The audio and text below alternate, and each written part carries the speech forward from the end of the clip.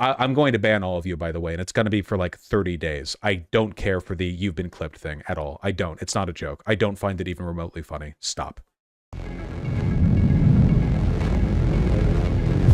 No, this is not like all bigotries. First of all, most fears that people have are unwarranted. I know that there are going to be people who are like, well, what about cis women being afraid of trans women and No, no. There is no like lifelong terror backed by data, backed by experience of trans women being predatory in women's bathrooms. In fact, conservatives have been trying for nearly a decade now to find literally any evidence of it. It's an entirely manufactured fear, not even remotely comparable. Well, isn't it like black people because 1350? First of all, I would struggle to, I don't know, I would question the progressivism of somebody who unironically invokes 1350 to defend men against perceived misandry. That's very weird you would go there. Like 1350 almost always gets invoked on my stream as an example of a bad argument from someone. So going there for your argument seems like a, I don't know, kind of an interesting path to take. But remember, the question here is to be critical and examine what systems have led to this dynamic. So what systems have led to this? Isn't it obvious? Rape culture, right? That's the summary. Like, it's complicated, sure, but that's what we're talking about here, right? We're talking about systems that enable and permit men to, you know, like that sort of like make men kind of chauvinistic and less sensitive towards these issues and more like, you know, inconsiderate when it comes to their behavior, all that kind of stuff, right? That's the term, rape culture. That is the term that is used to describe this, okay? Whereas, okay, what systems, hypothetically, in an environment, let's construct an environment, okay? What systems would a person be referring to if they did this man bear hypothetical, except they were talking about a black man, and it's an environment where black people commit a significant majority of the violent crimes? To match the violence of men, it would need to be 90-10, by the way. So keep that in mind. But let's say, okay, sure, you know, we're in that significant of a dichotomy. You know, well, what systems would lead to that? Okay, well, then you have to ask yourself, why are black people committing so many more violent crimes in this area? Have we answered this question before? Yes, we did in some of my earliest videos. What leads to these inequities in the committing of crime? It's almost always inequality, economic and social inequality. Inequality, poverty, these things lead to greater rates of crime being committed. So if you asked a person, okay, so let's think about where this fear comes from in a racial dynamic, right? Bear or black person. I could then go, okay, I'm thinking about it. And yes, I agree. I think it's terrible that so many black people in this hypothetical environment are committing so many violent crimes. Let's take a look at what's causing it. Oh, systemic racism. Okay, I think that we should address that. And you know what? Watch me commit. Watch me commit. In such an environment, where there are white people and black people, 50-50 split, and black people are overwhelmingly the more violent, I would not judge a white person for feeling on edge around the black people there.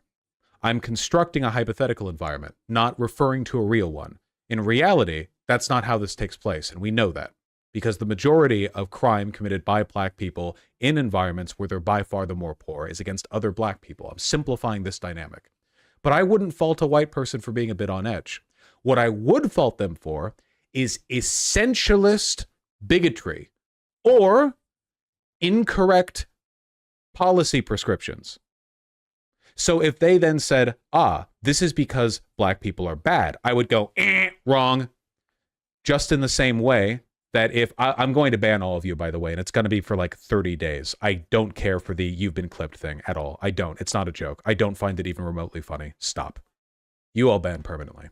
Anyway, if a white person were on edge in such an environment, I wouldn't necessarily fault them, okay? If they'd spent their entire... keep in mind, by the way, not only would they exist in such an environment, they would spend their entire life being subject to constant indications of the threat of that dynamic that black people might pose in this hypothetical environment. But keep in mind that the threat against women is also reinforced by the fact that overwhelmingly, when men do this to them, the men are in a greater social standing. They're teachers.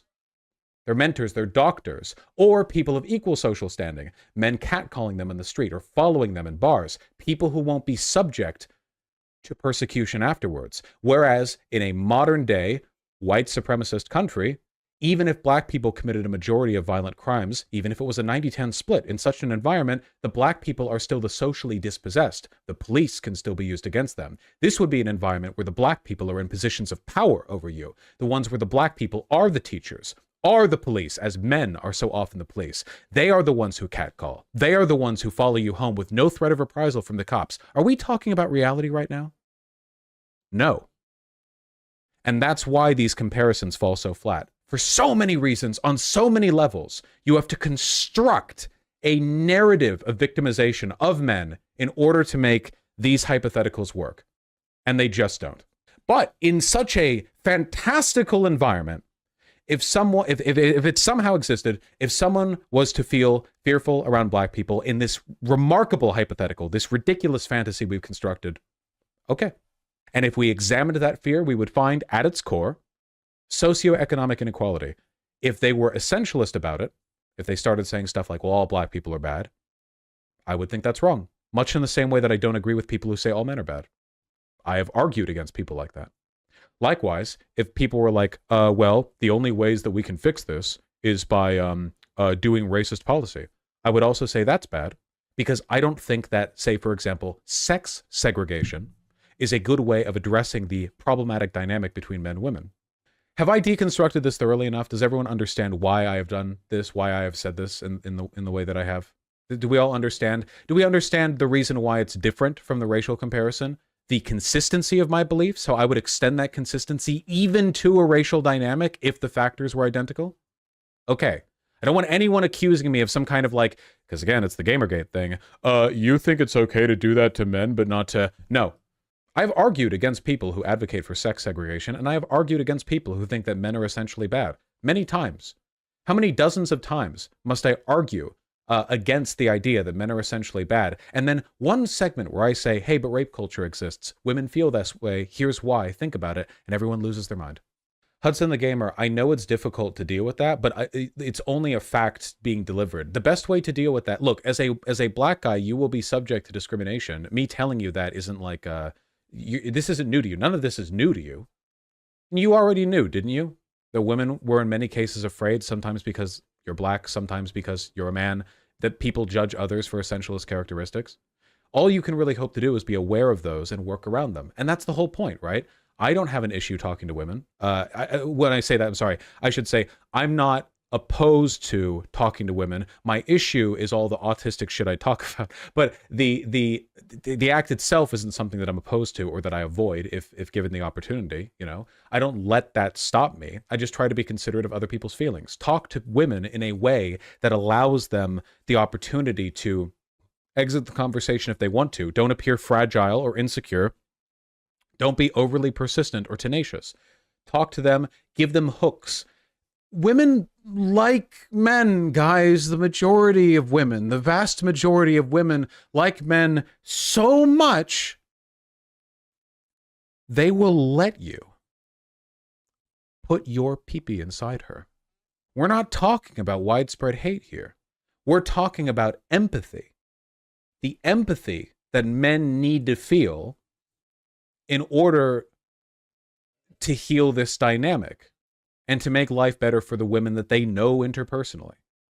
That's it. Just exhausting, really. Would you fault someone if they let that stop them? Yes. Don't be a pussy. If you want to talk to women, talk to women. Just get good at talking to women and people broadly. It doesn't have anything to do with my point, Joshy the Lib. Even if there was an innate difference in violence or whatever, capacity for violence, it's about the broader social trends that I'm talking about.